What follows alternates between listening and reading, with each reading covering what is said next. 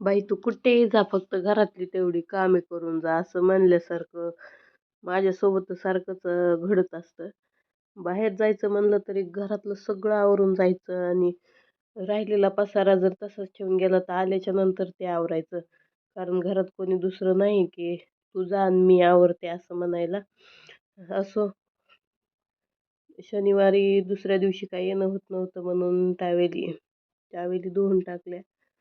उद्याचं काम आजच करून घ्यावं म्हणलं, पुन्हा राहिलं की 1-2 दिवसानंतर परत मलाच करावं लागतं म्हणून ते सगळं आवरलं ना आम्हाला जायचं होतं दवाखान्यात.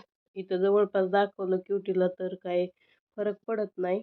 जास्त काही नाही, सर्दीच झाली होती तिला. पण म्हणले थोड्यात थोडं दाखवून घ्यावं, पुन्हा जास्त झालं की खूप परेशानी होती तिची. डॉक्टर तर काही नव्हते, आम्ही गेलेले अर्धा पाऊण तास लागला त्यांना यायला. त्यानंतर दवाखाना केला आणि येताना थोडंसं सामान घेतलं यांनी दुकानाचं आणि आम्ही उभं राहिलो होतो. चला तर इथंच एंड करते. Bye bye.